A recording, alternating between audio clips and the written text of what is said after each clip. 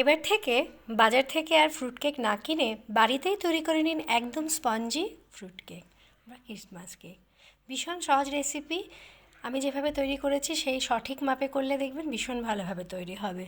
এর জন্য আমি প্রথমে টুটি ফুটি নিয়ে নিচ্ছি। আমি এখানে দু রকম রঙের টুটি ফুটি নিয়ে নিলাম। আর এর মধ্যে 1 চামচ মতো গুঁড়ো ময়দা দেব, দিয়ে এটাকে হালকা করে মিলিয়ে রেখে দেব। তাহলে টুটি ফুটিগুলো একদম নিচে বসে যাবে না কেকের। এবারে একটা পাত্রের মধ্যে 1 কাপ দুধ দিলাম আর 1 বাটি চিনিকে আমি গুঁড়িয়ে নিয়েছিলাম মিক্সিতে, সেটা দিয়ে খুব ভালো করে এটাকে ফেটিয়ে নেব।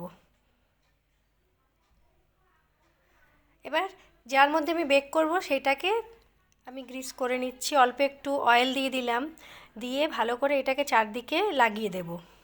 আর ওপর থেকে একটা পেপার দিয়ে দিচ্ছি। আমি এটা বাটার পেপার হলে ভালো হয়, আমি এমনি সাধারণ পেপারই দিয়েছি, তাতেও কোনো অসুবিধা নেই। ভালো করে এর মধ্যে লাগিয়ে দিলাম আর ওপর থেকে একটু গুঁড়ো ময়দা ছড়িয়ে দেব। সাইডের দিকেও অল্প তেল লাগিয়ে দিতে হবে, তাহলে যখন কেকটা বেক হয়ে যাবে সাইড থেকেও বের করতে সুবিধা হবে। অর্ধেক কাপ মতো ভেজিটেবল অয়েল দিলাম, এটা কোনো রকম স্মেল ছাড়া অয়েল নেবেন। আর 1 চামচ ভ্যানিলা এসেন্স দিয়ে খুব ভালো করে ফেটিয়ে নিতে হবে। কেকের কিন্তু যতটা ভালো করে ফেটানো হবে ততটা ভালো কেকটা ফুলবে। এবারে আমি একটা চালনির মধ্যে 2 বাটি ময়দা এভাবে দিয়ে চেলে নেব। অবশ্যই চেলে নেবেন, তাহলে কিন্তু খুব ভালোভাবে কেকটা তৈরি হবে। এবারে খুব ভালো করে ফেটিয়ে নিতে হবে। বেশ কিছুক্ষণ সময় দিয়ে এটাকে কিন্তু একটা ডিরেকশানে এটাকে ফেটাতে হবে, একটু ফ্লাফি মতো করে নিতে হবে। আর যদি মনে হয় গাঢ় বেশি হয়ে যাচ্ছে, খুব সামান্য ওপর থেকে আর একটু দুধ দিয়ে দিতে পারেন।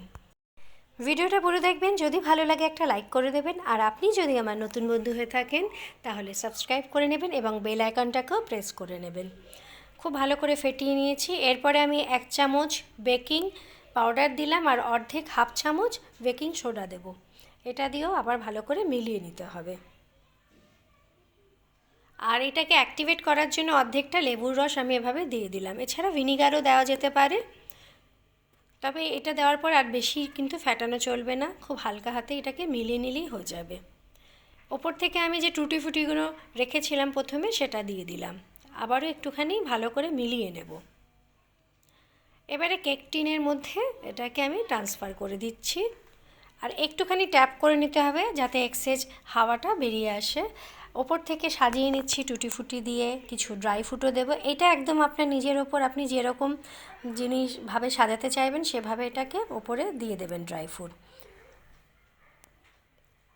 আর অপর দিকে আমি একটা বড় প্রেসার কুকার প্রিহিট করতে রেখে দিয়েছিলাম, প্রায় 15 মিনিট ধরে এটা গরম হয়ে গেছে। এর ওপরে আমি একটা প্লেটকে এভাবে ওপর করে দিয়ে দিলাম আর খুব সাবধানে এটা বসিয়ে দিলাম, কারণ এই সময় প্রেসার কুকারটা ভীষণ গরম। এবারে ঢাকনিটা দিয়ে গ্যাসের ফ্লেমটা লোতে করে এটাকে কুক হতে দেব।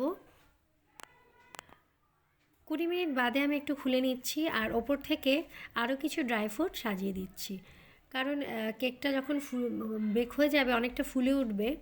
এটা আগে দিলে কিন্তু ড্রাই ফ্রুটগুলো দেখা যাবে না, তাই এটা 20 মিনিট পরে করলেই ভালো হবে। এটাকে আবার ভালো করে সাজিয়ে দিয়ে ড্রাই ফ্রুটগুলো আবার আমি এটাকে ঢেকে এবারে টোটাল আমাকে 40 মিনিট মতো এটাকে কুক করে নিতে হবে বা বেক করে নিতে হবে। 40 মিনিট পরে আমি একটা টুথপিক দিয়ে মাঝখানেভাবে দেখে নিচ্ছি। দেখুন টুথপিকটা একদম পরিষ্কারভাবে বেরিয়ে এসছে, মানে আমার কেকটা হয়ে গেছে। গ্যাসের ফ্লেমটা আমি এখানেই অফ করে দিলাম। কেকটা ঠান্ডা হওয়ার পরে আমি এটাকে সাইডগুলো ছাড়িয়ে নিয়ে পাল্টে নেব আর পেপারটাকে বের করে নেব। তৈরি হয়ে গেল ফ্রুট কেক। চলুন এটাকে আবার কেটে নেওয়া যাক। দেখুন ভেতর অবধি টুটি ফুটি এবং ফ্রুট সব কিছুই আছে আর ভীষণ স্পঞ্জি হয়েছে। ভিডিওটা পুরো দেখার জন্য অনেক ধন্যবাদ। সকলে ভালো থাকবেন, সুস্থ থাকবেন। আবারও দেখা হবে এর পরের আরেকটা ভিডিওতে। সকলকে মেরি ক্রিসমাস।